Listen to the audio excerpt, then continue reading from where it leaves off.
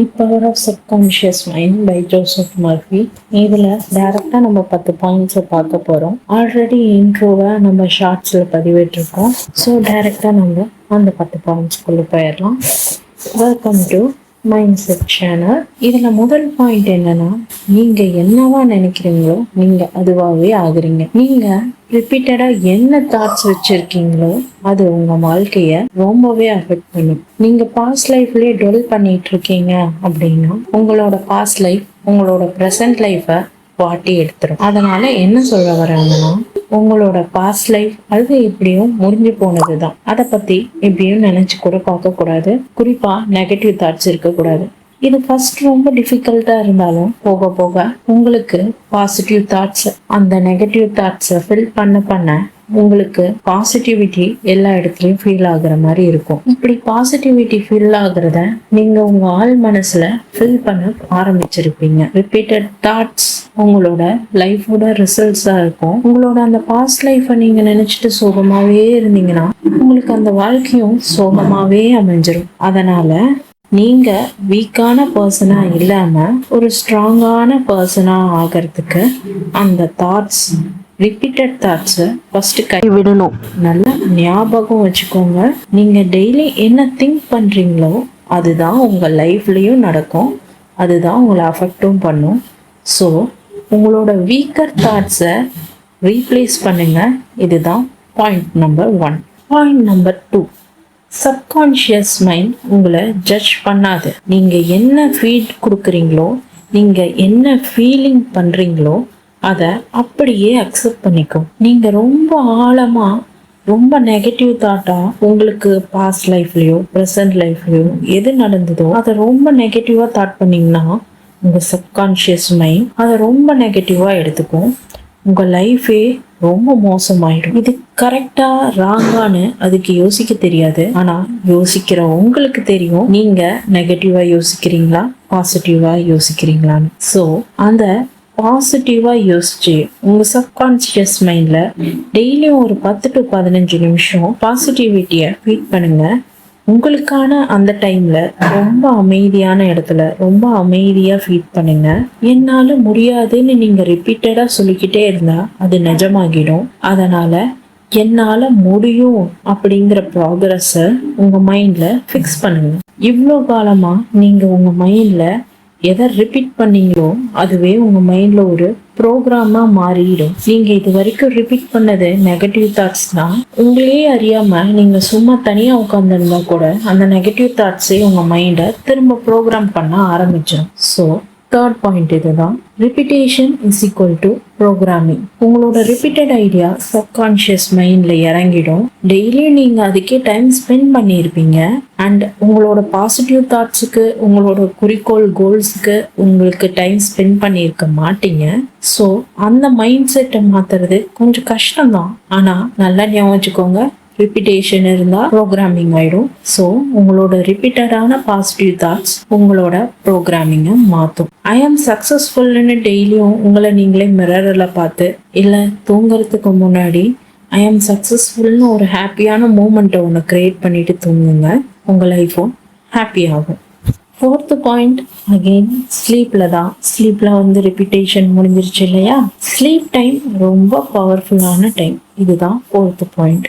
நீங்கள் தூங்கிறதுக்கு முன்னாடி நல்ல பாசிட்டிவ் தாட்ஸை உங்கள் சப்கான்ஷியஸ் மைண்டில் விதைச்சிட்டு தூங்குங்க. உங்களோட தூக்கம் எவ்வளோக்கு எவ்வளோ பீஸ்ஃபுல்லாக இருக்கோ அவ்வளோக்கு அவ்வளோ உங்களுக்கு ப்ராப்ளம் இருக்காது. எவ்வளோக்கு அவ்வளோ உங்களுக்கு ப்ராப்ளம் இல்லையோ அவ்வளோக்கு அவ்வளோ உங்களுக்கு பாசிட்டிவ் தாட்ஸ் வரும். அண்ட் நெக்ஸ்ட் டே எல்லா சொல்யூஷனும் உங்களுக்கு கிடைக்கும். நீங்கள் உங்களை எவ்வளோ பாசிட்டிவாக பார்க்குறீங்களோ அவ்வளோ பாசிட்டிவாக உங்களை இந்த உலகமும் பார்க்கும். உங்களை நீங்கள் எப்படி பார்க்குறீங்களோ அது மாதிரி தான் இந்த உலகம் உங்களையும் பார்க்கும்ன்றத ஞாபகம் வச்சுக்கோங்க. அதனால் தூங்குறதுக்கு முன்னாடி இந்த பவர்ஃபுல் ஸ்லோகனை சொல்லுங்கள். I can do it. உங்களால் எதுவும் முடியும். எல்லாமே பாசிட்டிவாகவும் மாறும். இந்த நேரமும் கடந்து போகும். அதனால் எப்பயும் ஸ்டே பாசிட்டிவ். அடுத்து 5th பாயிண்ட், விஷுவலைசேஷன் பவர். கனவு காணுங்கள்னு சொல்லுவாங்க இல்லையா? அது கனவு கண்றது மட்டும் இல்லைங்க, நீங்கள் என்ன ஆக நினைக்கிறீங்களோ அதை கனவு காண்றது தான் விஷுவலைசேஷன் பவர். ஜாப் வேணுமா? ஆல்ரெடி ஜாப் கிடைச்சி சம்பளம் வாங்குற மாதிரி கனவு காணுங்க. நீங்க பெரிய பிசினஸ் ஓனர் ஆகணுமா? அது ஏற்கனவே நடந்துட்ட மாதிரி கனவு காணுங்க. அது மாதிரி கனவு உங்களுக்கு பாசிட்டிவ் தாட்ஸ் ஏற்கனவே கிடைச்ச அந்த நிறைவை உங்க மனசுக்குள்ள தரும். அந்த நிறைவு உங்களுக்கு எல்லாமே சீக்கிரமா கிடைக்கவும் வைக்கும். ஸோ விஷுவலைசேஷன் பவரை யூஸ் பண்ணுங்க. சந்திரமுகி படத்துல சொல்லுவாங்க இல்லையா, கங்கா சந்திரமுகியா என்ன, கங்கா சந்திரமுகியா ஆனா அப்படிங்கிற மாதிரி நீங்க என்ன ஆக நினைக்கிறீங்களோ அதை நினைச்சு பாருங்க, விஷுவலைஸ் பண்ணுங்க, அண்ட் அது உங்களுக்கு கண்டிப்பா கிடைக்கும். 6th பாயிண்ட், எமோஷன் ரொம்ப முக்கியம்தான். எல்லாருக்குமே எமோஷனல் ஃபீலிங் இருக்கும். ஆனா அது ஹாப்பியான எமோஷனா, சேடான எமோஷனா, கான்ஃபிடென்டான எமோஷனா, பயத்தோட இருக்கிற எமோஷனான்னு ரொம்ப முக்கியம். ஃபீலிங்ஸ் தான் நம்மளுக்கு ஸ்ட்ரென்த் கொடுக்கும், இதை மறந்துடாதீங்க. அதனால உங்க ஃபீலிங்ஸை எமோஷனல் கண்ட்ரோலோட எப்பயும் ஸ்ட்ராங்கா வச்சுக்கோங்க. ஃபியரோட ஒரு விஷயத்த பண்ணினா அது கண்டிப்பா ஃபியரான ரிசல்ட்ஸை தான் கொடுக்கும். அதனால எந்த விஷயமா இருந்தாலும் எமோஷனலா இல்லாம ஸ்ட்ராங் பிலீஃபா, ஸ்ட்ராங் எமோஷனோட அந்த விஷயத்த செஞ்சு முடிங்க. கான்ஃபிடென்ட்டா செய்யற விஷயம் கான்ஃபிடென்ட்டா உங்களுக்கு முடியும். 7th பாயிண்ட், நெகட்டிவ் தாட்ஸ் ரொம்ப டேஞ்சரஸ். நெகட்டிவா திங்க் பண்ணா அதுதான் உங்க சப்கான்ஷியஸ் மைண்டுக்கு பிரிச்சு பார்க்க தெரியாதே, அதுவும் நெகட்டிவா ஏத்துக்கும். எனக்கு ப்ராப்ளம் வரும்னு நீங்க நினைச்சா கண்டிப்பா நீங்க ப்ராப்ளத்தை அட்ராக்ட் பண்ணுவீங்க. அதனால நெகட்டிவ் தாட்ஸை நீங்க அவாய்ட் பண்றது ரொம்ப நல்லது. உங்க மைண்டை எப்பெல்லாம் நெகட்டிவ் தாட்ஸ்க்கு போதோ அப்பெல்லாம் எந்திரிச்சு ஒரு வாக்கிங், இல்லைன்னா உங்க நெகட்டிவ் தாட்ஸை டைவர்ட் பண்ற மாதிரி வேற ஏதாவது விஷயங்கள் பண்ணி திரும்ப அதை பாசிட்டிவா எப்படி ஆக்கலாம்னு யோசிக்கிறது ரொம்ப முக்கியம். நெகட்டிவ் தாட்ஸ்ல ஒரு நிமிஷம் கூட இனி மூழ்கி இருக்காதீங்க. உங்க மைண்டுக்கு ஹீலிங் பவர் இருக்கு. 8th பாயிண்ட், ஹீலிங் பவர் கண்டிப்பா உங்ககிட்ட தான் இருக்கு. உங்க மைண்டா இருக்கட்டும், உங்க பாடியா இருக்கட்டும், உங்க மைண்டுக்கு ஹீலிங் பவர் எவ்வளவுக்கு இருக்கோ அந்த அளவுக்கு உங்க மைண்ட் ஸ்ட்ராங்கா இருந்தா பாடி தன்னால ஹீலிங் ஆகும். ஒருத்தர் டிசீஸ் இருக்குதுன்னு வச்சுக்கலாம், அவரோட மைண்ட் அவர் அந்த டிசீஸ் ஒன்றும் பண்ணாதுன்னு நினைச்சா இந்த டிசீஸ் அவரும் ஒன்றும் பண்ணாது. ஒருத்தர் சொல்லுவாங்க இல்லையா, விஷம் இல்லாத பாம்பு கடிச்சு சிலர் செத்து போயிடுறாங்க, விஷம் உடம்பு ஃபுல்லாக இருக்க பாம்பு கடிச்சும் சிலர் சாக மாட்டாங்க. ஸோ உங்கள் மைண்ட் எவ்வளோ ஸ்ட்ராங்காக இருக்கோ அவ்வளோ ஹீலிங் பவர் உங்ககிட்ட இருக்கு. எல்லாருக்கும் தெரிஞ்ச கதை தான். காந்தி எப்பயும் புக்ஸ் படிப்பார். அவருக்கு கையில் சின்னதாக அடிபட்டப்போ அவருக்கு ஒரு சர்ஜரி பண்ணாங்க. ஆனால் அவருக்கு அந்த சர்ஜரி பெயின் கூட தெரியல. அவருக்கு அப்போ அனஸ்தீஷியாவும் கொடுக்கல. எப்போ சர்ஜரி பண்ணி முடிச்சிங்கன்னு கேட்டாராம். ஹீலிங் பவர் அவருக்கு எவ்வளோ ஸ்ட்ராங்காக இருந்திருக்குன்னு பார்த்தீங்களா? அசாத்தியமான விஷயங்களையும் சாத்தியமாக்குற மனுஷங்க இருக்கிற இந்த உலகத்தில் எதையும் நம்மளும் சாத்தியமாக்கலாம்.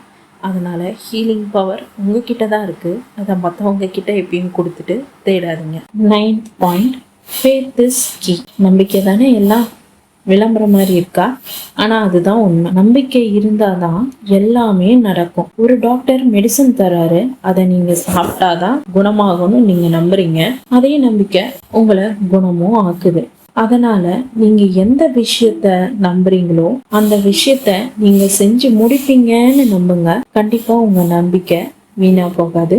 நம்பிக்கை தான் எல்லாமே. கடைசி பாயிண்ட், எல்லாருக்கும் முக்கியமான பாயிண்ட், எல்லாருக்கும் வாழ்க்கையில தேவையான ஒரு விஷயம், சக்சஸ் ஃபார்முலா. ஒரு விஷயம் ஏற்கனவே நடந்ததா நம்ம முதல்ல நினைச்சு பார்க்கணும். நினைச்சது மட்டும் இல்லாம அதை ஃபீல் பண்ணணும். அதுக்கப்புறம் அது நடக்கும்னு நம்பணும்.